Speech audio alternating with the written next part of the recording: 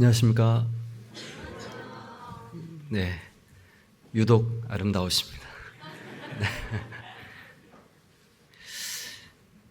잠언 25장 11절의 경우에 합당한 말이 은쟁반, 아로새긴 은쟁반의 금사관이라 라고 말씀하셨는데, 우리 전주 북부교회에 가장 어울리는 말씀이지 않나, 지금 첫 인상이 그렇습니다. 마치 아로새긴 은쟁반처럼 우리 형제 자매님들이 기도 가운데 또 헌신하는 가운데 이렇게 아름다운 교회당을 준비를 하셨고, 그리고 교회당 안에 마치 금사과처럼 유독 아름다우신 우리 북부교회 형제 자매님들 앉아 계시니까 이 말씀과 참 어울린다, 그런 생각을 문득 들었습니다. 저는 예전 우석대 앞쪽에 교회 있었잖아요. 그때 제가 청년 때 몇 차례 왔었는데, 지금 이제 오랜 시간 지나서 이제 오게 되었는데, 교회가 많이 커지고 또 식구들이 많이 늘어나서 하나님의 그 성령의 역사가 전주 북부교회와 함께 계속 하고 계셨구나라는 것을 목격하고, 그리고 새삼 하나님 앞에 감사하는 그런 마음을 갖게 된 것 같습니다. 함께 기도하시겠습니다. 우리를 사랑하시는 고마우신 우리 아버지 하나님, 감사합니다. 저희를 죄악 가운데서 주 예수님의 그 귀한 피로 값없이 구원해 주시고, 주님의 몸된 교회를 우리에게 허락하시고, 이 가운데 은혜 위에 은혜를 날마다 더해 주심으로 주님을 닮아가며 주님을 기쁘시게 하는 삶을 살아갈 수 있도록 우리에게 은혜 베풀어 주시고, 또 우리의 모든 걸음을 인도해 주신 하나님께 감사드립니다. 오늘 아침에도 주님의 말씀을 따라 모이기에 힘쓰라는 그 말씀대로 함께 말씀 배우며 교제할 수 있도록 우리의 걸음을 인도해 주시고 마음 또한 허락해 주신 것 감사드립니다. 각 사람 마음 가운데 하나님께서 허락하시는 그 말씀들을 새길 수 있도록 도와주시고, 또한 함께하는 교제들을 통해 우리에게 사랑하라 명령하신 그 말씀들을 실천하는 오늘 하루가 될 수 있도록 도와주시옵소서. 또한 오래전부터 기도해 온 1월 첫 대집회가 내일부터 시작됩니다. 많은 사람들, 약 78명의 기도 부탁 대상자들이 오늘 중에 마음을 돌이켜서 확답으로 변해 말씀 가운데 나올 수 있도록 하나님께서 함께해 주시옵소서. 오늘 말씀의 모든 시간들을 주님께 부탁드리며 우리를 사랑하시는 예수님 이름으로 감사하며 기도드렸습니다. 아멘. 함께 다니엘 3장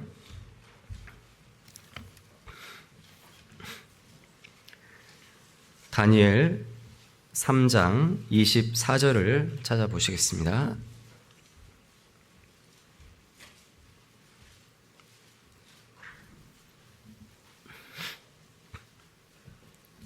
다니엘 3장 24절부터 27절까지입니다.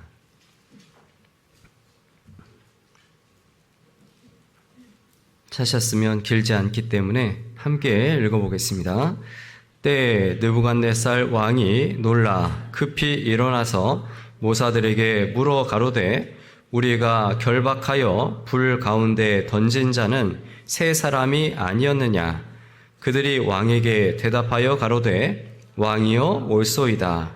왕이 또 말하여 가로되, 내가 보니 결박되지 아니한 네 사람이 불 가운데로 다니는데 상하지도 아니하였고, 그 넷째의 모양은 신들의 알과 같도다 하고, 느부갓네살이 극렬히 타는 풀무 아구 가까이 가서 불러 가로되, 지극히 높으신 하나님의 종 사드락 메삭 아벳느고야 나와서 이리로 오라 하매 사드락과 메삭과 아벳느고가 불 가운데서 나온지라.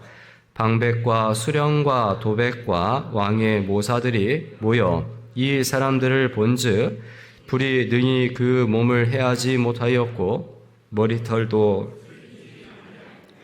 고이 빛도 변하지 아니하였고 불탄 냄새도 없었더라. 됐습니다. 이 다니엘 성경의 배경을 말씀을 드리자면 바벨론 제국의 침공을 통해서 이제 남유다가 멸망을 하게 되었습니다. 그리고 대부분의 사람들은 바벨론에 포로 잡혀 오게 되었고, 그리고 포로의 기간은 성경에 이미 예언이 되어 있는데 70년의 기간이라고 말씀을 하고 있습니다. 이 다니엘 성경의 그 중심 주제가 있는데, 이 다니엘의 중심 주제는 역사를 주관하시는 분이 하나님이시다. 이것이 다니엘의 전체적인 주제입니다. 분명히 다니엘의 어떤 그 배경과 그런 배경이 되는 그 무대를 보면은 이스라엘이 아닙니다. 이스라엘 아니고 바벨론 제국이죠. 그러니까 바벨론 제국 안에 유대인들이 들어와서 이제 강제로 이주하고 살게 되었습니다. 그러나 모든 역사를 주관하시는 분이 하나님이시다. 그 말은 바벨론 제국 안에서도 누가 그 바벨론 제국을 사실상은 주관하고 있을까요? 하나님께서 주관하고 있다라는 것을 이 다니엘 성경을 쭉 읽어보면 알 수가 있습니다. 오늘 함께 생각해 볼 내용은 1장부터 약 3장까지 고루 좀 살펴볼 건데, 일단 이 바벨론 제국에 포로 잡혀온 네 사람에 대한 내용들이 주를 이룹니다. 잘 아시는 것처럼 다니엘, 서니까 다니엘이죠. 그리고 또 세 명이 누굴까요? 여기 나와 있는 것처럼 사드락, 메삭, 아벳느고 이렇게 되어 있습니다. 그런데 원래 이름들은 하나냐, 미사엘, 아사랴입니다. 이 이름들은 바벨론 왕이 이제 이주시켜서 강제로 준 이름이지 원래 이름들은 아닙니다. 어찌됐건 이 네 사람이 바벨론에 포로 잡혀 오게 되었고, 바벨론 왕이 통치하는 이 나라에서 하나님의 사람들, 이 네 사람이 어떻게 자기 신앙을 지키고 더 나아가서 하나님 살아 계신 것을 이제 바벨론 제국에 있는 많은 사람들에게 어떻게 증거하고 있는지라는 것을 잘 보여주는 내용이 이 다니엘 전체의 내용이라고 볼 수가 있습니다. 그 중에 오늘 좀 생각을 해볼 것은, 이제 바벨론이라는 나라에 네 사람이 왔잖아요. 이것은 마치 구원받은 그리스도인이 세상 속에 살고 있는 것과 같거든요. 그래서 오늘 제목은 세상 속의 그리스도인이라고 이렇게 잡아봤고, 크게 5가지 생각을 해볼 건데, 첫 번째는 세상과 세상 왕에 대해서 살펴보고요. 그리고 두 번째는 이 다니엘과 세 친구에 대해서도 생각을 해볼 겁니다.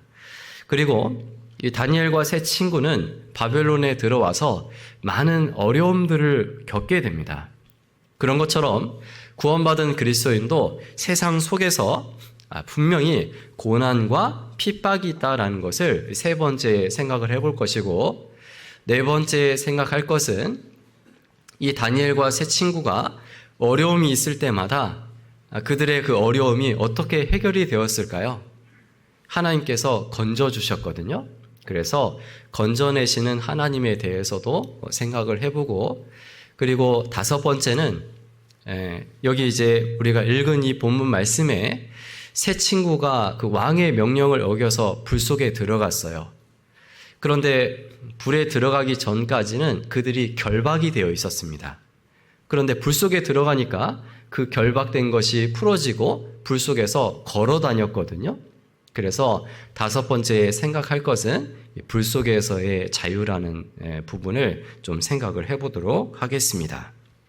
먼저 다니엘과 세 친구가 오게 된 이 바벨론 제국이 어떤 곳이고 그리고 그 가운데 왕은 어떤 사람인지 이것을 좀 생각을 해보고 그 바벨론 제국과 사실 우리가 살고 있는 이 시대가 너무나 많이 닮아 있다는 것을 알 수가 있습니다. 이 바벨론은요, 우상이 굉장히 많은 나라입니다. 이 바벨론에 대표적인 신들이 있는데, 대표적인 신이 벨, 무로닥, 마르둑, 이 무로닥, 마르둑 같은 신이에요. 그리고 벨, 그리고 여기 느부갓네살이잖아요. 그러니까 느고, 다 같은 신입니다. 그리고 아쿠라는 그런 이제 또 달신이 있었습니다. 주로 이제 그런 그 신들을 믿고 있었어요. 바벨론은 우상이 굉장히 많은 그런 나라입니다. 그래서 제가 봉사자님께 12시 15분에 마친다고 말씀을 드렸기 때문에 원래는 10시 50분에 말씀 시작할 수 있다고 했는데 11시 넘더라고요. 그런데 어찌됐건 15분에 마친다고 했기 때문에 마치려고 합니다. 그래서 좀 성경을 생략을 하려고 해요. 그래서 예레미야 50장의 그 내용에는 이 바벨론 제국에 대해서 말씀을 하고 있는데 우상이 많은 나라다. 그리고 그 땅은 조각한 신의 나라다. 이렇게 이야기하고 있습니다. 그러니까 이 바벨론 제국이 얼마나 우상이 많았는지라는 것을 알 수가 있고, 그리고 51장에 가면 하나님이 그 우상 때문에 바벨론을 멸망시킬 거다라고 말씀을 하고 있습니다. 느부갓네살 이름 이제 그 왕의 이름인데, 이 느부갓네살 왕의 그 이름의 뜻이 무슨 뜻이냐면 그러니까 나부, 아까 느고 이 신이라고 했잖아요. 그 신이 그의 장자를 보호하신다라는 그런 의미를 가지고 있습니다.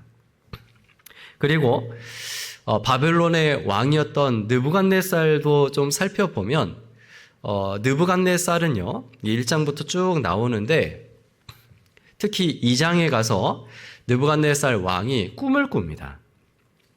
어떤 꿈이냐면 큰 신상의 그 꿈을 꾸거든요. 그래서 머리는 금이고 그리고 가슴과 팔은 은이고 그 배와 넓적다리는 이제 노시고 그 종아리와 일부 발은 철이고 그리고 발 중에 한쪽은 철이고 그 나머지는 진흙이었다. 이제 그런 이제 꿈을 꾸거든요. 그래서 다니엘이 하나님의 그 도우심으로 꿈을 해석을 해요. 그때 당신은 바로 금머리입니다. 그러니까 어찌됐든 금이 최고잖아요. 그런데 금머리였다가 가슴과 팔은 뭘로 바뀌냐면 은으로 바뀌거든요. 그 말은 무슨 말이겠어요? 당신의 나라의 그 영화가 뛰어난다 할지라도 언젠가 그것이 막을 내리고 다른 나라가 등장할 것을 하나님께서 예언하신 겁니다. 그렇게 이야기를 해요. 그래서 그 꿈의 해석을 듣고 너무 놀라고 원래 그 꿈을 이야기한 적이 없거든요. 그런데 다니엘이 꿈도 얘기하고 해석을 하니까 그 지위를 높입니다. 그런데 놀랬는데 이제 3장이 들어오면 왕이 금신상을 만들거든요. 금의 큰 신상, 머리 끝부터 발끝까지 금신상을 만들어요. 그리고 그곳에 절을 하게 하는데, 그런데 이 한 장 차이지만 연대가 약 16년 정도가 지납니다. 그러니까 16년 지나면서 그때 꿈 해석했던 것을 이제 어느 정도 잊어버리고, 그리고 내 제국이 사라진다, 그 정도 남는 거예요. 그래서 자기의 마음속에 나의 제국이 영원할 것을 기원하면서 큰 신상을 만들게 되는 거거든요. 이 바벨론의 그 왕, 느부갓네살 왕을 보면은 무엇을 알 수 있냐면 하나님에 의해서 앞으로 있을 그 역사를 분명히 예언으로 들었지만 마음속에 이 교만한 그런 마음이 들어오게 되었고 결국에는 하나님의 예언을 무시하죠. 그리고 이제 자기의 제국이 영원할 것을 바라고 마치 영원할 수 있다라고 생각하는 것처럼 이렇게 신상을 만들고 그것을 향해 숭배하게 합니다. 자, 이것이 어찌 보면 세상과 세상 속에 살고 있는 그 사람들의 어떤 그 행태라고 볼 수가 있어요. 지금도 우리 시대가 얼마나 우상이 많습니까? 그렇죠? 지금 우상이 굉장히 많은 시대입니다. 골로새서 3장에는 탐심도 우상 숭배니라. 그리고 세상 사람들이 얼마나 욕심이 많아요? 우상이 너무 많은 시대를 우리가 살아가고 있습니다. 그리고 이 세상은 장망성이죠. 영원합니까? 아니에요. 장차 망할 성입니다. 어떤 사람들은 우리에 의해서 초대되어서 말씀도 듣고 그리고 하나님이 계신다라는 것을 어느 정도 알고 돌아가요. 구원받지 못하고.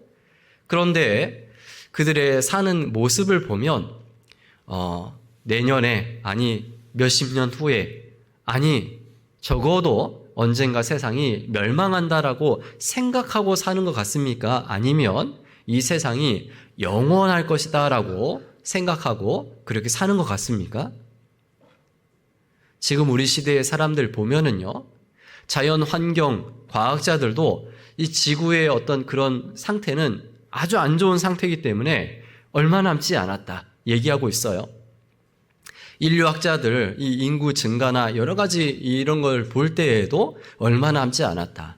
그리고 전쟁에 관련돼서는 핵시계가 있죠? 그렇죠? 그런 거 볼 때에도 사실 길지 않다.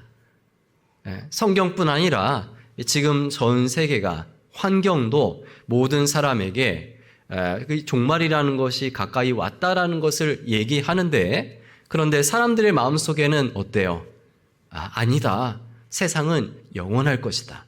그래서 영원할 거니까 그것을 위해서 막 준비하고 그것만을 위해서 살아가는 그 모습들 이것이 이 바벨론과 바벨론의 그 왕이었던 느부갓네살 왕의 특징과 우리가 살고 있는 이 시대와 정확히 일치한다라는 것을 알 수가 있습니다.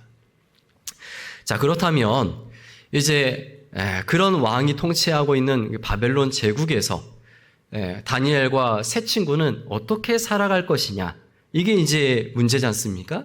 그런 것처럼 지금 이 시대 정말 우상이 가득하고 그리고 하나님께 관심 없는 이 세상 속에서도 그리스도인들은 어떻게 살아가야 하는가 이런 것들을 함께 교훈으로 받을 수 있다라는 것입니다.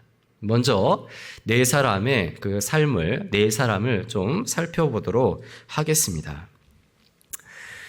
이 다니엘 전체 성경을 쭉 읽다 보면 이 다니엘 12장에 가서는 무궁히 부끄러움을 받는 수욕을 받는 사람이 나오고 그리고 별과 같이 영원토록 비춰지는 그 내용이 나오죠. 그런데 다니엘 전체 안에서 마치 다니엘과 이 세 친구 네 사람은요 그야말로 별과 같은 빛난다라는 것을 좀 느낄 수가 있어요. 그들의 어떤 삶과 그 신앙을 보면 이런 것들을 알 수가 있겠죠.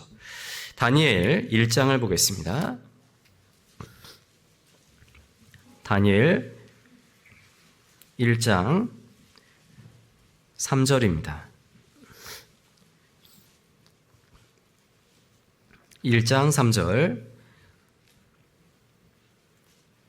왕이 환관장 아스부나스에게 명하여 이스라엘 자손 중에서 왕족과 귀족의 몇 사람 곧 흠이 없고 아름다우며 모든 재주를 통달하며 지식이 구비하며 학문에 익숙하여 왕궁에 모실 만한 소년을 데려오게 하였고 그들에게 갈대아 사람의 학문과 방언을 가르치게 하였고 여기 보면 다니엘과 세 친구가 어떤 신분의 사람이었는지라는 것을 알 수가 있죠. 정확히 뭐 어떻다라는 것은 알 수가 없지만 적어도 이 이스라엘 자손 중에 왕족과 귀족의 몇 사람들을 선택을 했다라는 것을 보면은 이 네 사람이 왕족 또는 귀족이라는 것을 알 수가 있어요. 그리고 그 중에서 뭐 다 포함하는 것이 아니라 흠이 없고 아름답고 모든 재주를 통달하고 지식이 구비하고 학문에 익숙한 사람들. 그래서 바벨론 궁에 모실 만한 데려다가 양육할 만한 그런 사람들을 선택을 했다라는 것을 알 수가 있습니다. 그리고 이 사람들은 성인이 아니었죠. 왕궁에 모실 만한 누구요? 소년을 데려왔죠. 소년들이었습니다. 이렇게 어린 그 소년들이 이렇게 강대한 이방의 그 나라에서 자기들의 신앙을 지키고 그리고 더 나아가서 그 하나님에 대한 그 신앙을 사람들에게 오히려 증거했어요. 어떻게 했을까? 이런 부분 좀 생각해 볼 수 있겠죠. 먼저 이름이 뭐라고 되어 있냐면 6절을 보시면 그들 중에 유다 자손 곧 다니엘과 하나니아와 미사엘과 아사랴가 있었더니 환관장이 그들의 이름을 고쳐 다니엘은 벨드사살이라 하고 하나냐는 사드락이라 하고 미사엘은 메삭이라 하고 아사랴는 아벤느고라 하였더라. 원래 이름은 다니엘, 하나냐, 미사엘, 아사랴 이런 이름을 가지고 있는데 그런데 이 이름을 고쳤어요. 여기 다니엘이라는 그 이름의 뜻이 뭐냐면 하나님은 나의 심판이다 라는 그런 뜻을 가지고 있습니다. 여러분, 이름은 누가 짓죠? 자기가 짓습니까? 부모님이 짓습니까? 부모님이 짓죠? 그러면 그 부모님은 다니엘의 이름을 하나님은 나의 심판이다 라는 그 이름을 왜 줬을까요? 이유가 뭘까요? 하나님이 너와 함께한다. 그리고 하나님께서 심판한다라는 것은요, 하나님의 말씀에 순종할 때는 하나님이 은혜 베풀어 주신다라는 것을 또 역설적으로 얘기하고 있는 거거든요. 그러니까 너는 하나님의 사람이다. 하나님을 신경 쓰고 하나님을 순종하고 섬기며 살아야 된다라는 그런 의미를 가지고 부모님이 그 다니엘에게 이름을 줘줬던 겁니다. 그리고 하나냐는 여호와는 은혜로우시다라는 그런 이름의 뜻이에요. 정말 그 아들이 하나님의 은혜를 늘 경험하며 살기를 바라는 그 부모의 마음이 느껴지지 않습니까? 미사엘은 하나님과 같은 자 누구이냐? 그런 뜻이거든요. 그러니까 하나님을 섬기는 것은 최고로 잘하는 거다. 하나님을 주목하고 살아야 된다라는 것이죠. 아사랴는 하나님께서 여호와께서 도우셨다라는 그런 이름의 뜻입니다. 이 이름의 뜻들을 보면 너무 다 좋고 그리고 이름들의 그 뜻에 한결같이 하나님을 다 생각하고 있고 그러니까 적어도 이 네 사람의 부모님들은 어떤 사람이라는 거예요? 하나님을 잘 섬겼던 사람이라는 것들도 우리가 미루어 짐작할 수가 있어요. 그런데 이 네 사람의 이름을 바벨론에 와서 바벨론식의 이름으로 고쳤거든요. 다니엘은 벨드사살이라 이렇게 이야기하고 있는데 아까 벨이 뭐였습니까? 바벨론의 주요 신이었어요. 그렇죠. 벨드사살이라는 이름은 무슨 말이냐면 그의 생명을 보호하소서 그 뜻이거든요. 그런데 누가 그의 생명을 보호하소서랄까요? 벨이요. 바벨론의 그 믿었던 그 신이 그의 생명을 보호하소서 그런 뜻입니다. 그리고 하나냐 같은 경우는 사드락이라고 이름을 바꿔주셨는데 사드락이라는 그 이름의 뜻은 그 달신이 아쿠라고 했는데 아쿠의 명령이란 뜻입니다. 그리고 미사엘을 이제 메삭으로 바꿨잖아요. 비슷한 것 같아요. 그런데 메삭이거든요. 메삭의 뜻은 아까 미사엘이 무슨 뜻이었냐면 하나님과 같은 자 누구이냐 이것이었잖아요. 그런데 메삭은 아쿠와 같은 자 누구이냐 이 뜻이거든요. 그리고 아사랴는 아벤느고라고 이렇게 바꿨는데 아까 느고, 나부 다 같은 신이라고 했죠? 이게 느고의 신하란 뜻이에요. 그러니까 하나같이 어떻게 보면은 그 좋은 이름들 하나님과 관계되었던 그 이름들을 다 바꿔서 마치 하나님을 조롱이라도 하는 듯이 이제 바벨론화로 싹 바꿔버린 겁니다. 그래서 저는 제가 이제 성경을 공부하는 가운데 그 이름의 뜻들 이것을 쭉 알고 나서는요, 제가 다니엘 성경에 나와 있는 이 그 사드락, 메삭, 아벳느고 옆에 다 하나냐, 미사엘, 아사랴를 다 써놨어요. 왜 그렇게 했냐면, 만약에 내가 그 사람이라면 어떻게 불려지길 원할까? 하나님, 예를 들어서 미사엘은 하나님과 같은 자 누구 있냐? 좋은 이름을 우리 아버지께서 나에게 줬는데, 그런데 사람들이 나에게 악구와 같은 자 누구 있냐 하면 굉장히 기분이 안 좋을 것 같아요. 그래서 제가 이걸 바꿨어요. 바꿔서 읽기도 합니다. 이 모습 보면 진짜 세상 속의 그리스도인, 그리고 바벨론 그 안에 그 네 사람, 이것을 좀 같이 생각할 수 있어요. 그들의 이름은 바뀌었죠. 바벨론 이제 사람이 된 겁니다. 그런데 그들의 정체성은 뭐예요? 다니엘, 하나냐, 미사엘, 아사랴예요. 아직도. 그들의 정체성은. 그런 것처럼 우리는 세상 속에 살고 있기 때문에 세상 사람인 것은 맞아요. 그런데 우리의 정체성은 어딜까요? 우린 세상 사람이 아니에요. 세상 속에서 누구죠? 하나님의 은혜로 구원받은 그리스도인이에요. 그리스도인이 뭐죠? 그리스도의 사람이라는 겁니다. 우리는 그리스도인입니다. 이 네 사람은 신앙적인 사람이에요. 신앙적인 사람은 언제 그 정말 신앙, 그 믿음이 드러날까요? 위기 가운데 처했을 때, 어려움이 있을 때 이 사람들이 신앙인이다 라는 것을 알 수가 있습니다. 이 네 사람의 이름을 고치고, 그리고 이 네 사람에게 어떻게 했냐면 4절 끝부분에 보시면 그들에게 갈대아 사람의 학문과 방언을 가르치게 하였고, 5절 같이 읽겠습니다. 또 왕이 지정하여 자기의 진미와 자기의 마시는 포도주에서 그들의 날마다 쓸 것을 주어 3년을 기르게 하였으니 이는 그 후에 그들로 왕의 앞에 모셔서게 하려 함이었더라. 왕이 지정하여 자기의 진미와 자기의 마시는 포도주를 마실 것을 이야기했는데, 자, 이것은 바벨론의 그 모든 음식들은요, 먼저 그 신들에게 제사를 지낸 이후에 음식을 먹습니다. 그러니까 우상에 드려졌던 그 제물들이에요. 하나님 그것을 가증히 여기시죠? 그런데 이 네 사람들 어떻게 했을까요? 위기가 있을 때 그것을 대처하는 모습 보면 이 사람이 믿음이 있는가 없는가 알 수 있어요. 이 사람들 어떻게 하고 있죠? 8절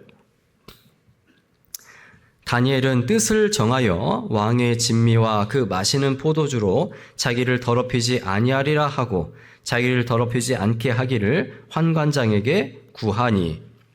그래서 위기 가운데 하나님을 믿고 그리고 하나님께 기도하고 그 가운데 뜻을 정하고, 그래서 결국에는 하나님 말씀에 순종하는 그런 자기의 삶을 지키는 이 모습을 볼 때 틀림없이 이 네 사람은 신앙적인 사람이라는 것을 알 수가 있습니다.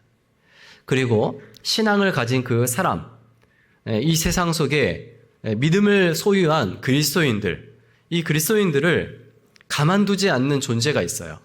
그게 누굴까요? 사탄 마귀죠. 마귀는 여러 가지 모양으로 그리스도인들을 핍박하고 고난을 주어서 그 고난과 핍박으로 말미암아 그 신앙을 버리도록 그렇게 합니다. 그것이 마귀의 전략이에요. 자, 그렇게 신앙과 믿음을 저버린 이제 그리스도인은 다른 사람을 전도할 수 없겠죠? 그러니까 더 나아가서 복음의 맥이 끊어지게 됩니다. 하나님의 역사가 끊기게 되는 거예요. 이것이 마귀가 쓰는 주요 방법이라는 것을 알 수가 있습니다. 그런 것처럼 바벨론 제국 안에서도 이 네 사람뿐 아니라 잡혀온 많은 유대인들의 그 신앙을 이제 바벨론화 시키기 위해서 여러 번의 정말 고난들, 핍박들, 이런 사건들이 나타나게 됩니다. 장마다 나와요. 자, 1장에서는 어떤 일이 벌어졌을까요? 마귀가 어떻게 할까요? 바로 육신적으로 살아라. 세상에 들어왔으니까 세상 그 기준에 맞춰서 그냥 물 흘러가는 대로 그렇게 살아가. 마귀가 그렇게 유혹을 하는 것입니다. 이 바벨론의 정치 방법이 뭐냐면 바벨론화 시키는 거예요. 이 교화 정치입니다. 포로 잡혀오죠. 그러면 포로 잡혀온 중에 아까 읽은 것처럼 유력한 자들이 있어요. 왕족이나 귀족들, 그리고 뛰어난 사람들이 있습니다. 그리고 그 사람들에게 3년 동안 그 바벨론의 학문을 가르쳐요. 집중 교육시킵니다. 그런데 이 교육만 시키는 것이 아니라 진짜 뼛속까지 바벨론 사람으로 만들기 위해서 먹는 음식까지 바벨론 음식을 제공하는 거예요. 그래서 3년 동안 집중적으로 교육시키면 이 사람들이 이제 어떻게 되냐면 완전 바벨론화 되는 거예요. 그러면 그 바벨론화 된 사람들, 그 사람들을 가지고 그 바벨론이 통치하고 있는 많은 그런 나라들 있잖아요. 속국들, 그 나라들을 이제 통치하게 하는 거예요. 그게 바벨론 제국의 이 통치 방법입니다. 그래서 우상숭배하게 하는 거죠. 그런데 이 네 사람은 어떻게 했어요? 뜻을 정했어요. 하나님 안에서 신앙을 지키기로 뜻을 정한 겁니다. 뜻을 정하면 어떻게 하냐면 하나님께서 반드시 도와주십니다. 아까 8절은 읽었고 다니엘이 뜻을 정했죠? 그리고 환관장에게 구했습니다. 그랬더니 9절을 보겠습니다. 같이 읽어보겠습니다. 하나님이 다니엘로 환관장에게 은혜와 긍휼을 얻게 하신지라. 이 환관장이 다니엘에게 은혜와 긍휼을 끼쳤더라. 이게 아니죠? 그것을 그렇게 환관장의 마음을 그렇게 바꿔주신 분이 누구냐면 하나님께서 그렇게 하셨다라는 거예요. 왜 그랬을까요? 뜻을 정했으니까요.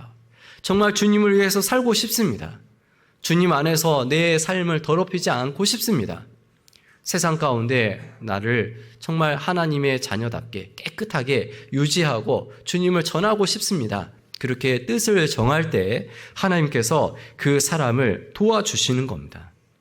마귀는 육신적으로 살아라 라고 여러 가지로 유혹을 하지만 그것도 일종의 고난이고 핍박이죠. 그런 가운데 우리는 뜻을 정하고 하나님의 사람으로 그리스도인으로 살아가 우리가 갈 수 있도록 그렇게 기도하고 또 그렇게 주님 앞에 은혜를 간구해야 될 겁니다. 그리고 이 두 번째 문제가 발생을 했는데 2장 1절을 보시면 2장 1절 느부갓네살이 위에 있은 지 2년에 꿈을 꾸고 그로 인하여 마음이 번민하여 잠을 이루지 못한지라. 아까 말씀드렸던 것처럼 느부갓네살 왕이 이제 꿈을 꾸었어요. 꿈을 꾸었는데 이 꿈이 너무 심상치 않은 그런 꿈입니다. 그래서 왕이 이제 그 나라에 있는 어떤 박수들, 그러니까 이 꿈을 해몽할 수 있을 만한 그런 사람들을 불러 모았거든요. 그리고 그들에게 얘기하기를 너희가 내가 꾼 꿈을 먼저 얘기하고 그 다음에 이것을 해석하라. 그렇게 이야기합니다. 그러니까 이 술사들이 뭐라고 이야기하냐면 그거는 이치에 안 맞는 말입니다. 이거는 일반적이지 않고 지금 그런 질문은 왕 당신이 조금 특이하고 이건 좀 이 도리의 법칙에 안 맞는 겁니다. 라는 그런 식으로 대답을 해요. 10절 갈대아 술사들이 왕 앞에 대답하여 가로되 세상에는 왕의 그 일을 보일 자가 하나도 없으므로 크고 권력 있는 왕이 이런 것으로 박수에게나 술객에게나 갈대아 술사에게 물은 자가 절대로 있지 아니하였나이다. 왕의 물으신 것은 뭐라고요? 희한한 일이다. 그러니까 엉뚱한 질문이다. 지금 말도 안 되는 질문이다 라고 지금 이걸 둘러 얘기하고 있는 거예요. 그러니까 이 왕이 어떻게 반응할까요? 12절 왕이 이로 인하여 진노하고 통분하여 바벨론 모든 박사를 다 멸하라 명하니라. 다 죽여라 얘기했어요. 그런데 그 죽임당하는 그 대상 속에요, 누가 들어가 있냐면 다니엘과 세 친구가 들어가 있어요. 13절. 왕의 명령이 내림에 박사들은 죽게 되었고 다니엘과 그 동무도 죽이려고 찾았더라. 그렇죠? 지금 어떻게 보면 이 박수들, 술객들, 그리고 다니엘과 세 친구들 입장에서는 말도 안 되는 트집으로 지금 다 죽기에 생긴 겁니다. 왜 이런 일이 벌어졌을까? 사실 이것은 사람의 능력으로는 안 되는 일인 거잖아요. 그렇죠? 누가 꿈을 먼저 얘기하고 꿈을 해석하겠습니까? 그건 사람의 능력 밖이잖아요. 그런데 이 사람 능력 밖인, 사람의 능력을 해결될 수 없는 그런 일들이 왜 벌어졌을까? 왜 생길까요? 우리가 신앙생활 하는 가운데 순탄치만은 않습니다. 때로는 고난도 있고 핍박도 있습니다. 그런데 그 고난과 핍박이 어떤 경우는 사람이 감당할 수 없는 것들도 있어요. 이해되지 않는 것들도 생긴다라는 것이죠. 그런데 왜 생길까요? 왜 이런 일이 발생할까요? 자, 이 꿈은 다니엘이 나중에 해석을 쭉 할 때 이것은 하나님께서 왕에게 앞으로 될 일에 대해서 얘기하신 거다라고 얘기하고 있어요. 그러니까 하나님이 이런 상황을 주신 것은요, 하나님을 나타낼 목적으로 하나님이 이런 일을 하신 거예요. 그러니까 나의 삶 가운데 많은 고난과 핍박, 이해되지 않는, 나의 능력으로 해결될 수 없는 이런 것들이 왜 발생할까요? 이런 가운데 하나님이 개입하시고 하나님이 나타내실 그 목적으로 우리에게 그것들을 허락하신 겁니다. 자, 이런 일이 벌어졌을 때 우리는 어때요? 자포자기하고 때로는 실망하고 좌절하죠? 그런데 다니엘은 어떻게 했을까요? 다니엘은 사람의 능력으로 안 될 때 어떻게 해야 되는지를 정확히 아는 사람입니다. 14절입니다. 왕의 시위대 장관 아리옥이 바벨론 박사들을 죽이러 나가매 다니엘이 명철하고 슬기로운 말로 왕의 장관 아리옥에 물어 가로되 왕의 명령이 어찌 그리 급하뇨? 아리옥이 그 일을 다니엘에게 고하매 다니엘이 들어가서 왕께 구하기를 기한하여 주시면 왕에게 그 해석을 보여 드리겠다 하니라. 17절. 이에 다니엘이 자기 집으로 돌아가서 그 동무 하나냐와 미사엘과 아사랴에게 그 일을 고하고 하늘에 계신 하나님이 이 은밀한 일에 대하여 긍휼히 여기사 자기 다니엘과 동무들이 바벨론의 다른 박사와 함께 죽임을 당치 않게 하기 시기를 그들로 어떻게 해요? 구하게 하니라. 다니엘과 세 친구, 그들이 이제 먼저 해야 될 것이 무엇인지를요, 정확히 알고 있어요. 다니엘은 어떻게 했어요? 이 상황을 친구들과 공유하고 있습니다. 이 공유하고 그리고 부탁하고 있죠? 구하게 하니라. 이게 우리식으로 얘기하면 뭐냐면요, 이게 우리 모임 가운데 간증이고 그리고 기도 부탁입니다. 우리가 고난이 있고 핍박이 있고 내 능력으로 안 될 때 좌절하고 실망하지 마시고요. 그때는 어떻게 해야 될까요? 이것을 함께 나누고 간증을 통해서 나누고 혹은 모두회나 이런 걸 통해서 나누시고 그리고 기도 부탁하고 나부터 시작해서 모든 형제 자매님들이 이 하나냐, 미사엘, 아사랴가 함께 하나님께 구하죠. 그럼 어떻게 돼요? 사람의 능력 바뀐 이 일이 이제 하나님의 도우심으로 할 수 있는 것으로 바뀐다라는 겁니다. 그래서 기도했어요. 그러니까 하나님이 다니엘에게 그 꿈을 알려주시고 그 해석까지도 알려주신 겁니다. 우리가 신앙생활 하다 보면은 기도 아니면 해결이 안 되는 것들이 있습니다. 기도해야만 되는 것이 있는 거예요. 성경 마가복음, 여기 성경 표시해 보시고 책갈피를 해두시기 바랍니다. 마가복음 9장입니다. 마가복음 9장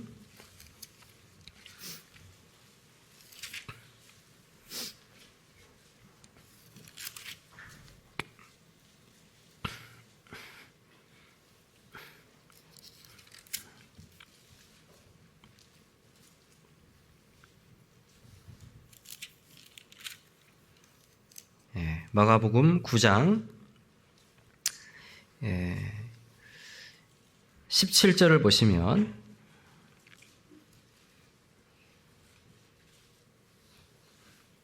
여기 이제 그 제자들하고 그 유대인들하고 이제 함께 그 서기관들이 이제 변론을 하고 있었는데 그때 이제 예수님이 와서 왜 변론하냐라고 하니까 이제 그 내용을 얘기하는 장면입니다. 17절.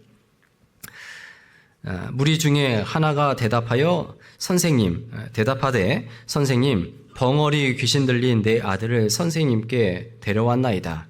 귀신이 어디서든지 저를 잡으면 거꾸러져 거품을 흘리며 이를 갈며 그리고 파리하여 가는지라 내가 선생의 제자들에게 내어 쫓아달라 하였으나 저희가 능히 하지 못하더이다. 그러니까 이제 제자들에게 아이가 귀신 들려서 데리고 왔는데 그것을 쫓아내지 못했고 그 이후로 이제 변론이 막 벌어지고 있었던 거예요. 결국에는 이제 예수님까지 오게 되었고 예수님께서 이제 그 귀신 들린 그 귀신을 이제 쫓아내 주셨죠. 그러니까 이 제자들이 나중에 와서 왜 우리는 안 됐습니까? 이제 그런 내용을 이제 질문을 한 겁니다. 28절.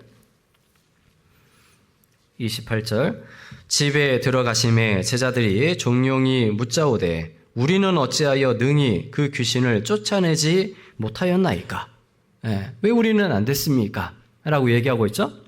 29절 같이 읽겠습니다. 이르시되 기도 외에 다른 것으로는 이런 유가 나갈 수가 없느니라 하시니. 여기 보면은 이제 제자들에게요 예수님께서 능력을 주셨어요. 그리고 그 능력으로 많은 병든 사람을 고치기도 했고, 그리고 귀신 들린 자가 이제 그들의 명령에 의해서 나가는 경험들을 했습니다. 처음에 이제 예수님께 그 능력을 받고 했을 때는 정말 하나님의 은혜로 내가 이렇게 했구나 이렇게 되죠. 그런데 자, 이런 횟수가 잦아지면 어떤 일이 벌어지냐면요, 착각을 하게 돼요. 무슨 착각을 할까요? 마치 능력이 자기에게 있다라고 착각을 할 수가 있습니다. 그래서 내가 하기만 하면 고쳐. 그러니까 사실은 나는 도구에 불과하고 그 능력은 누구에게 오는 거죠? 하나님께 오는 거거든요. 그렇죠? 그런데 이것을 잊어버리면요, 자기가 하는 거예요. 그런데 자, 그러다가 지금 안 된 겁니다. 귀신을 쫓아달라고 해서 데려왔는데 정말 당당하게요 쫓아주려고 딱 했습니다. 그런데 웬걸요? 안 나가는 거예요. 왜 이 사건이 여기 시점에 딱 있냐면요, 이게 제자들에게 굉장히 중요한 사건입니다. 뭐냐면 만약에 이 사건이 없죠, 그러면 점점 그들의 마음은 교만해져요. 마치 자기가 한다라고 착각을 하게 되는 거예요. 그런데 여기에서 딱 안 됐잖아요. 그렇죠? 안 됐는데 예수님께서 해답을 주시기를 기도 외에 나갈 수 없다라고 얘기하고 있는 겁니다. 그럼 기도하면 누가 능력을 주시는 거죠? 하나님께서 능력을 베푸시는 거예요. 이것을 다른 말로 얘기하면 너희들 착각하지 마. 그 과거에도 너희들이 병 고치고 귀신 쫓아내는 것도 하나님의 능력이었고 앞으로도 하나님의 능력이다라는 것을 깨닫게 해주시는 겁니다. 기도 외에는 나가지 않는 거예요. 그래서 우리에게 만약에 어떤 정말 불가항력인 어떤 그런 사건이 벌어지지 않죠? 그러면 점점 그리스도인들이요, 많은 어떤 경험이 누적되면 누적될수록 그 경험에 의해서 어떤 일들을 처리해 나갑니다. 그러면 하나님이 개입할 이 틈이 없어지는 거예요. 그럼 점점 하나님께 감사, 은혜 이런 것들이 사라지게 되는 거죠. 그런데 우리가 감당할 수 없는 일이 딱 벌어지면 어때요? 비로소 하나님께 구해요. 그럼 하나님께서 이제 그 도와주셔서 해결을 해주시죠. 그럼 내 마음속에 어떤 마음이 딱 들어오죠? 아, 하나님이 나와 함께 하시는구나. 우리는 연약하고 하나님의 도우심을 늘 입어야 되는 존재구나 라는 것을 깨닫게 되는 겁니다. 이 다니엘과 세 친구, 지금 1장에 이미 지위가 올라갔어요. 많은 이 속국들이 있었는데 그 속국들의 왕족들, 귀족들 다 모아놓고 느부갓네살 왕이 물어봤거든요. 질문을 던진 겁니다. 잘 배웠는지. 그런데 다니엘과 세 친구가 지혜롭게 대답했기 때문에 그들의 위치를 높여줬어요. 그런데 만약에 이런 일이 벌어지지 않았다면 그들도 착각할 수 있는 거죠. 그런데 이 사건이 딱 벌어지니까 우리는 바벨론에 있는 동안에 그야말로 하나님의 은혜를 힘입지 않으면 우리는 언제든지 죽을 수 있구나. 그것을 딱 깨닫게 되는 거예요. 그래서 우리에게 그런 일이 있을 때 하나님은 나타날 목적이고, 그리고 우리에게는 어떻게 하라는 거죠? 기도하라는 겁니다. 기도해서 이 문제를 해결하라는 거예요. 그리고 또 어떤 고난과 핍박이 있냐면 때로는 우리의 믿음을 실현할 때가 있다라는 것입니다. 3장을 보겠습니다. 다니엘 3장. 다니엘 3장 1절입니다. 3장 1절.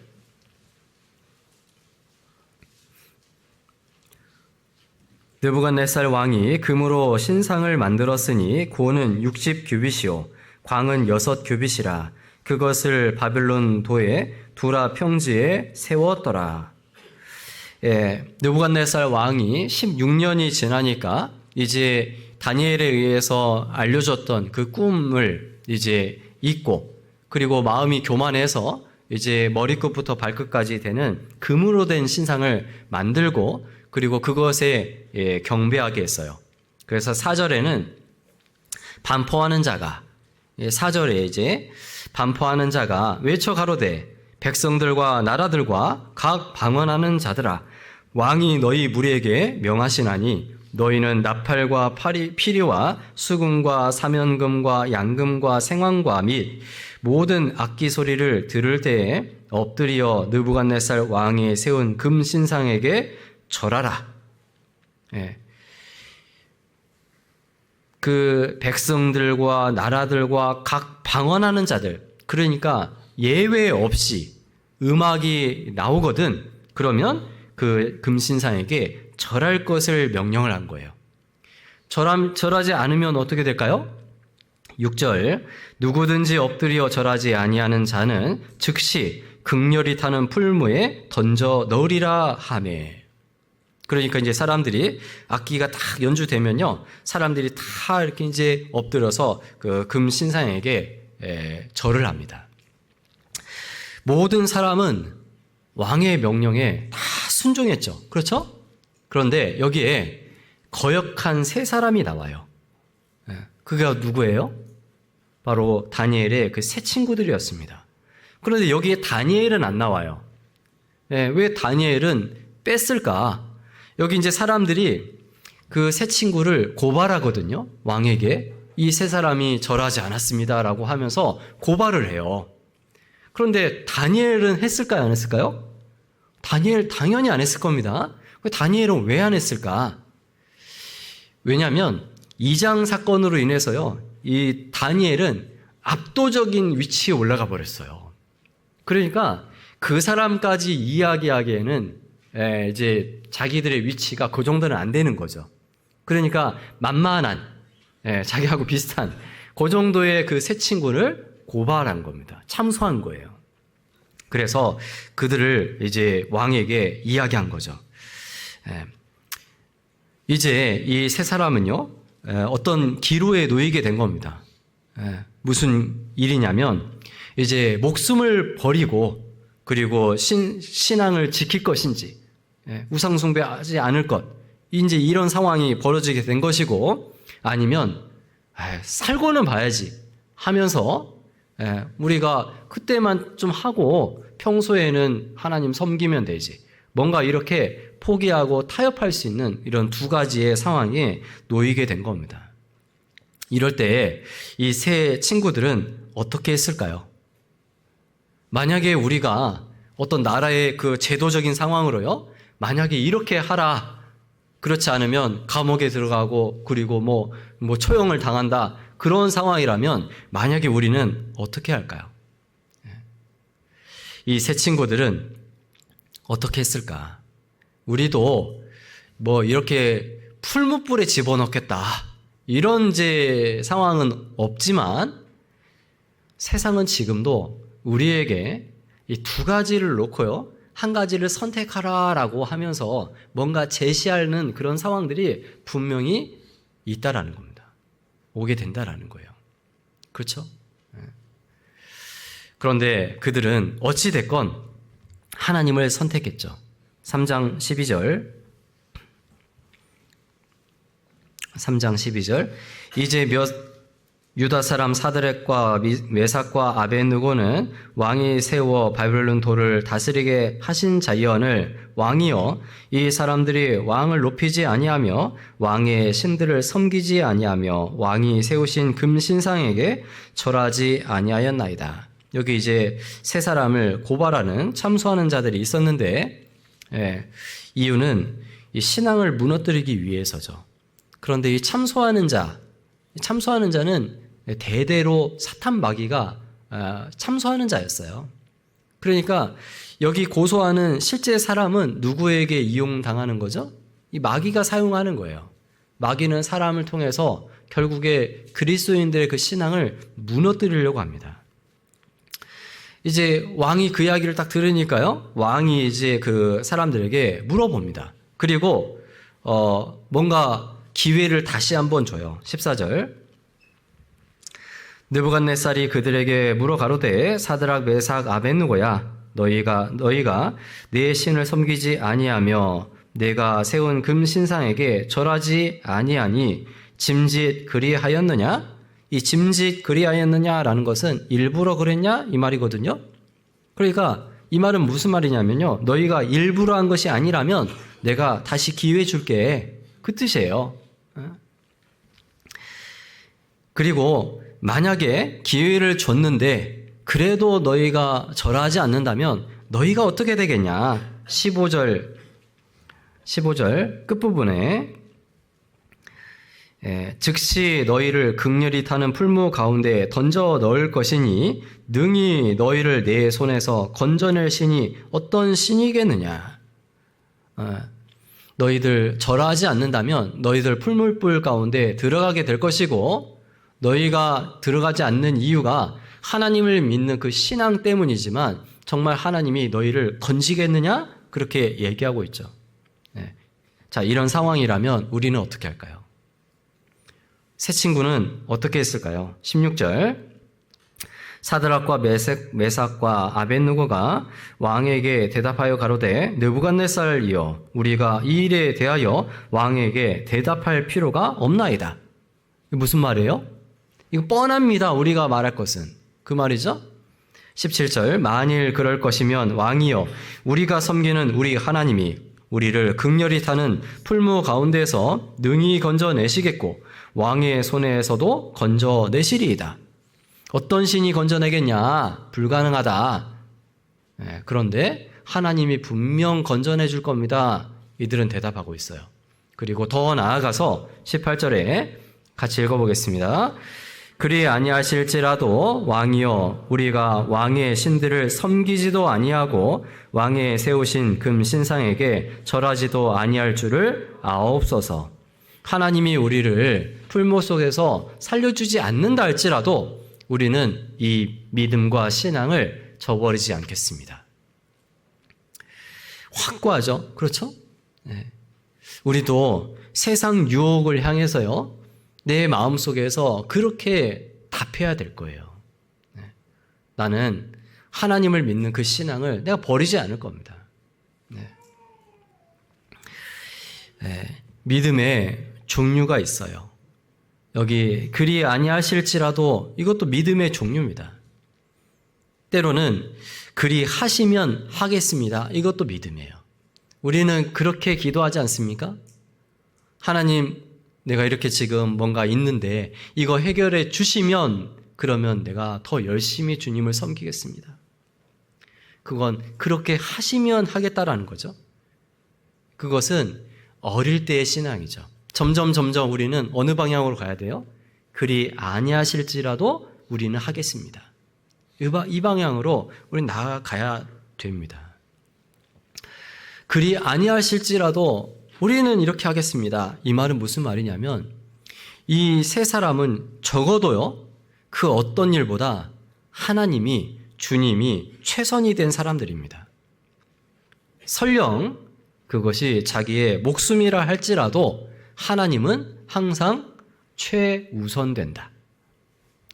우리가 언어를 이제 공부하다 보면은요, 영어 같은 경우는 어떻게 되죠? 이 어순이 주어 동사잖아요. 그죠? 그러니까 주어가 앞에 나오거든요. 이거를 이제 공부 가르칠 때 뭐라냐면 최선의 법칙이라고 해요. 중국어도 마찬가지로 주어 동사 이렇게 나갑니다. 최선의 법칙이거든요. 그런 것처럼 하나님을 섬기겠습니다. 이게 최우선, 하나님이 최우선되는 법칙, 이게 우리 마음속에도 있어야 된다라는 거예요. 하나님은 자기 자신의 목숨보다 우선되어야 된다. 소중하다. 이 세 사람은 그렇게 된 거예요. 자, 그렇게 이야기하니까 왕이 어떻게 했냐면 이제 풀무불에 들어가게 하는데 화가 나니까요. 이 풀무불을 더 뜨겁게 하라고 얘기합니다. 19절에 끝부분에 평일보다 7배나 뜨겁게 하라 하고 7배나 뜨겁게 해라 얘기하고 있어요. 풀무불을 어떻게 7배나 더 뜨겁게 할까요? 제가 이것도 한번 고민이 됐어요. 불을 피우면 거기에다가 산소를 막 넣으면 어느 정도는 뜨겁게 할 수 있는데 얘를 어떻게 7배나 더 뜨겁게 할 수 있지? 그런 생각이 들더라고요. 그런데 여긴 배경이 중동이잖아요. 그죠? 중동에는 뭐가 많이 나오죠? 석유가 많이 나오죠. 기름을 더 많이 부으면 화력은 확 이렇게 올릴 수가 있겠죠? 이제 뭐 정확히 그렇다라고는 할 수 없지만 유추는 해볼 수 있어요. 어찌됐건 이 풀무불을 7배 뜨겁게 딱 했습니다. 그리고 그 가운데 들어가게 했어요. 자, 신앙을 지켰던 이 세 사람들은 이제 어떻게 될까요? 그 가운데 하나님이 이 기적을 나타내신 거예요. 27절 보겠습니다. 27절, 3장 27절. 방백과 수령과 도백과 왕의 모사들이 모여 이 사람들을 본즉 불이 능히 그 몸을 해하지 못하였고 머리털도 그슬리지 아니하였고 고의 빛도 변하지 아니하였고 불탄 냄새도 없었더라. 이 원래의 그 계획보다 불을 7배 뜨겁게 했어요. 그리고 그 가운데 이 세 사람이 던져졌습니다. 그런데 결론은 어떻게 되냐면 몸을 해하지 못하였고 타지 않았죠? 그리고 심지어 몸을 해하지 못하였고 머리털도 그슬리지 아니하였고, 우리가 이 머리카락 같은 경우는 이 불에 되게 민감하잖아요. 그죠? 하다못해 고데기도 좀 오래되고 있으면 어떻게 돼요? 머리카락 타죠? 그렇죠? 불도 아닌데. 그 정도로 이 불에 민감한 건데, 그런데 머리카락도 타지 않았어요. 이 머리카락 타지 않았다라는 것이요, 이 기적이거든요.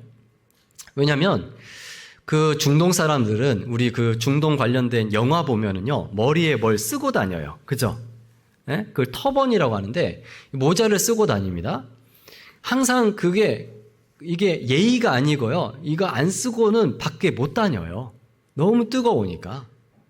그 사람들이 하는 일이 뭐냐면 이 터번이 이제 헝겊 같은 건데 천인데 이걸 물에 담궈요. 물에 담궈서 살짝 짜서 물이 이제 막 흘러내리지 않을 정도.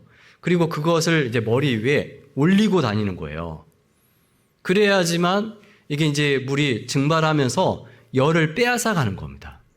그리고 나갔다가 돌아오면 먼저 하는 것이 그걸 또 물에 담궈놔요.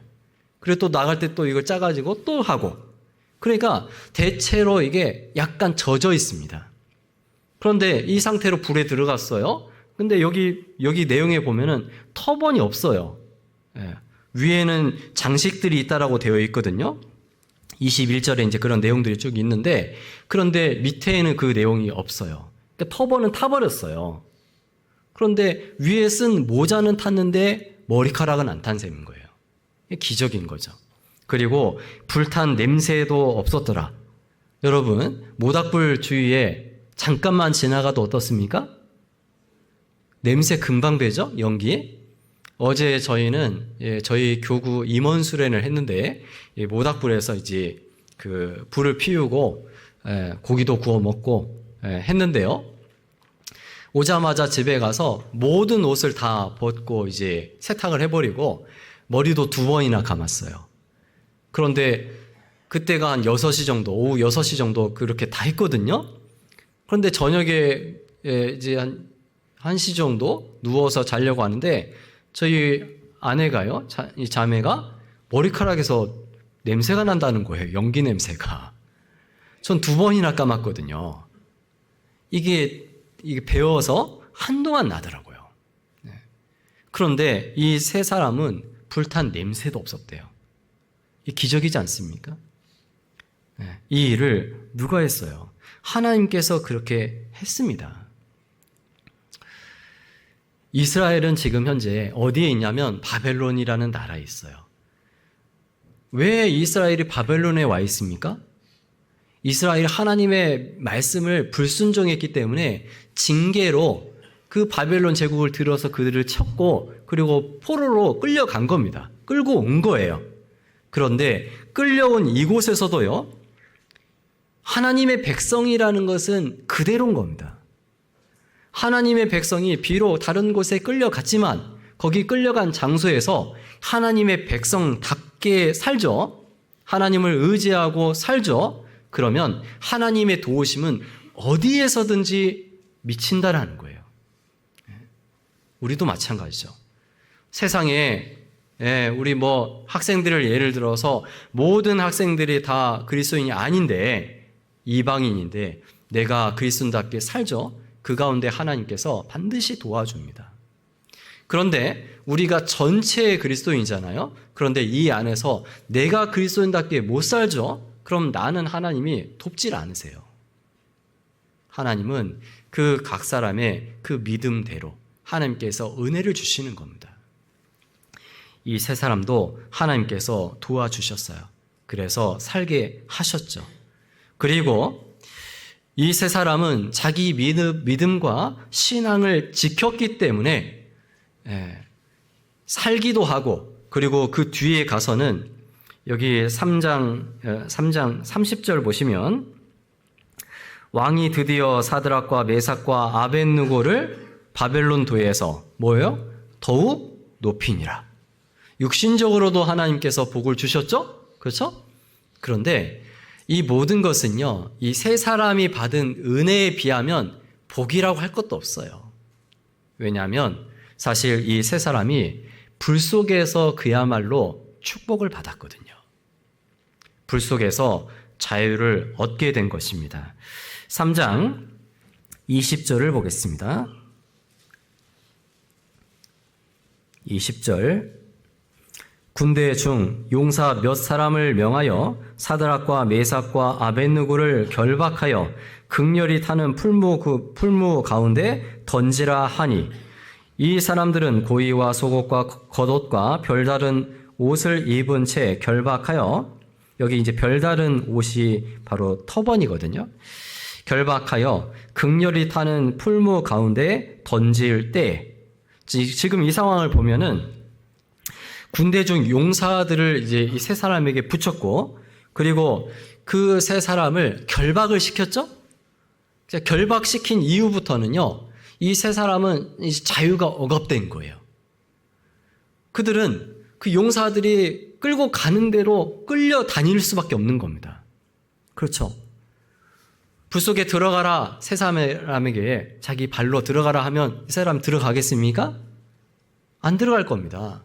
그런데 용사들이 잡아다가 던져 넣는 거예요. 그럼 던져질 수밖에 없어요. 왜요? 자유가 없으니까. 그렇죠? 그런데 풀무 속에 던져졌어요. 풀무 뿔에 들어가기 전까지는 그들이 결박했고 붙들려 있었고, 그런데 풀무뿔 속에 들어가니까 어떤 일이 벌어집니까? 그 결박이 풀렸어요. 25절. 왕이 또 말하여 가로되 내가 보니, 같이 읽겠습니다. 결박되지 아니한 네 사람이 불 가운데로 다니는데 상하지도 아니하였고 그 넷째의 모양은 신들의 아들과 같도다 하고. 아이러니하지 않습니까? 불 밖에 있을 때는 그들이 결박되어 있었는데 불 속에 들어가니까 그들의 결박이 풀리고, 그리고 불 가운데로 어떻게 했다고요? 다니는데, 다닌다라는 건 무슨 말이에요? 자유한 상태죠? 불 밖에서는 부자유한 상태였어요. 구속된 상태였죠. 그런데 불 속에 들어가니까 오히려 결박이 풀어지고 자유롭게 돌아다닐 수 있었던 겁니다. 그리고 불 속에 들어가지 않았다면 이 네 번째 사람은 신들의 아들과 같도다. 누굴까요? 바로 예수 그리스도입니다. 예수님은 육신으로 이제 오시기 이전에 구약 성경에도요, 예수님께서 여러 차례 등장했다라는 거 아십니까? 아브라함도 예수님을 만났잖아요? 그죠? 그래서 예수님께서 공생의 기간 동안에 내가 아브라함을 보았다라고 하니까, 그러니까 이제 사람들이 이상하게 생각했지 않습니까?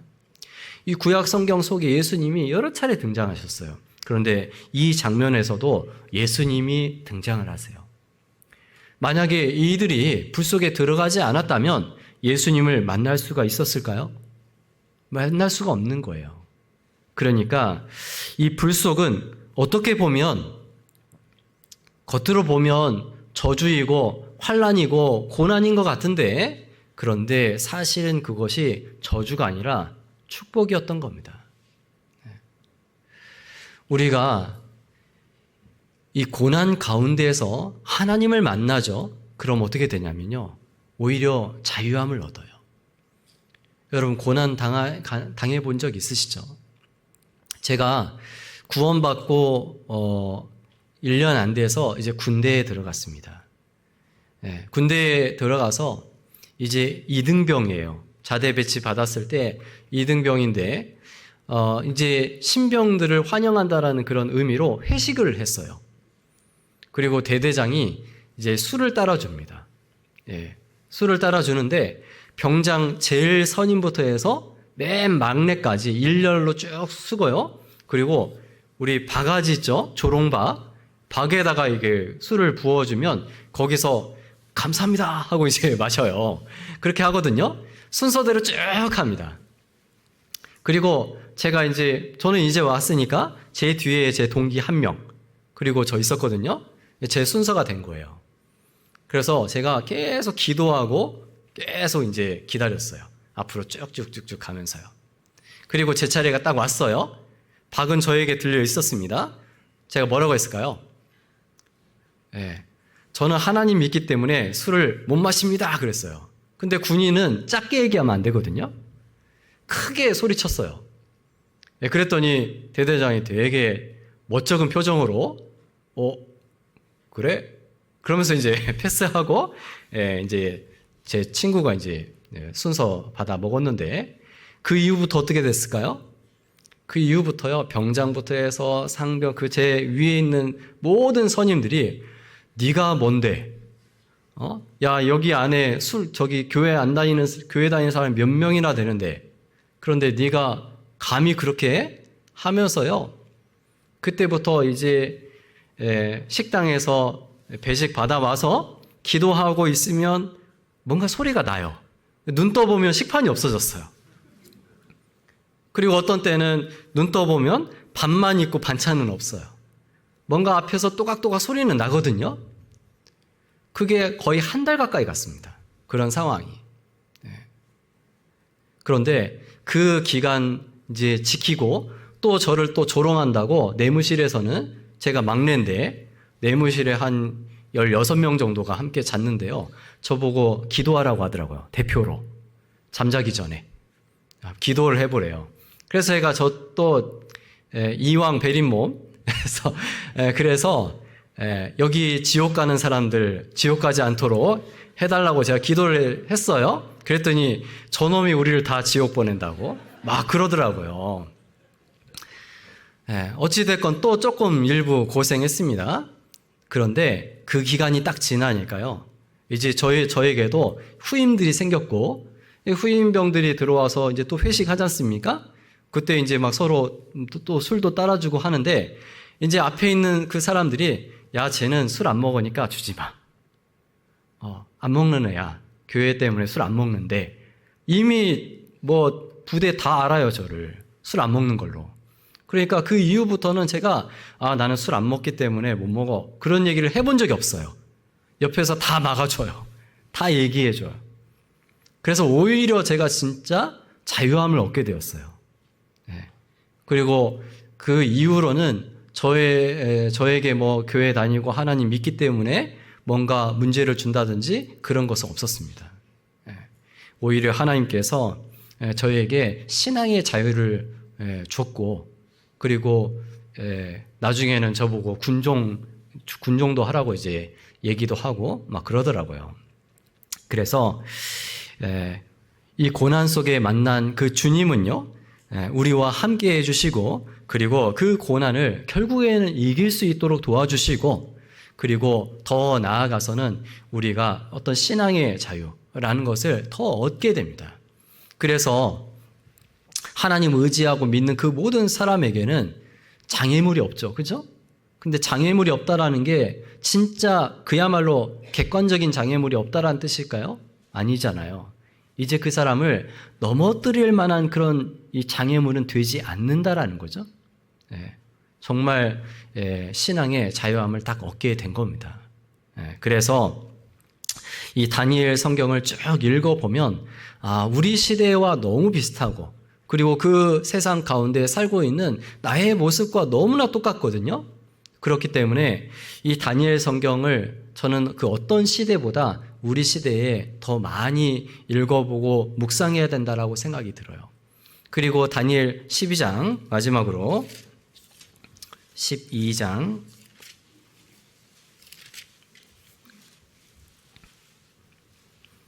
2절 3절입니다. 땅의 티끌 가운데서 자는 자 중에 많이 깨어 영생을 얻는 자도 있겠고, 수욕을 받아서 무궁히 부끄러움을 입을 자도 있을 것이며, 지혜 있는 자는 궁창의 빛과 같이 빛날 것이요, 많은 사람을 옳은 대로 돌아오게 한 자는 별과 같이 영원토록 비치리라. 다니엘아, 마지막 때까지 이 말을 간수하고 이 글을 봉함하라. 많은 사람이 빨리 왕래하며 지식이 더하리라. 마지막 때 가면 하나님의 심판과 하나님의 어떤 그 상급이 딱 이제 그 벌어지는 이 일이 이제 있을 겁니다. 근데 그것은 마지막 때에 벌어지는 것이죠. 그런데 우리 시대가 그 마지막 때까지 간수하라. 마지막 때는 많은 사람이 빨리 왕래하고 지식이 더한다. 우리 시대죠. 그러니까 우리는 신앙의 마지막 주자임에 틀림이 없어요. 그렇다면 마지막 주자는 더 열심히 뛰어야 되지 않겠습니까?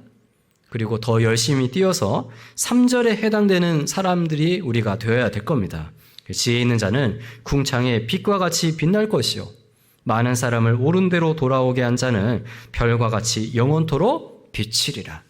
그래서 다니엘 성경에 그 별들은 다니엘과 새 친구였다면 우리 시대에 반짝반짝 빛나야 될 사람은 바로 우리들입니다.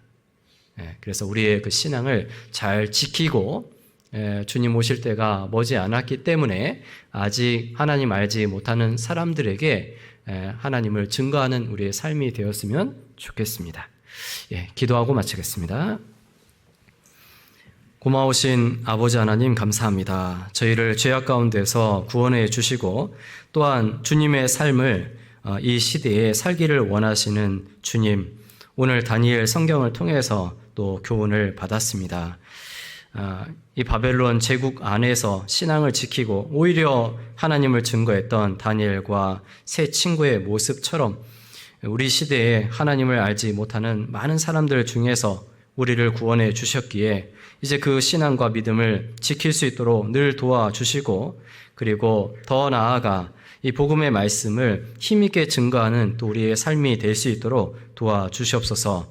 이제 내일부터 있을 대집회를 통해서 이 지역의 많은 영혼들이 또 우리의 손길과 또 전하는 입술을 통해 말씀 가운데 나올 수 있도록 도와주시고, 또한 말씀 전하실 목사님에게도 지혜와 능력을 더해서 많은 영혼들이 구원받을 수 있도록 주님 도와주시옵소서.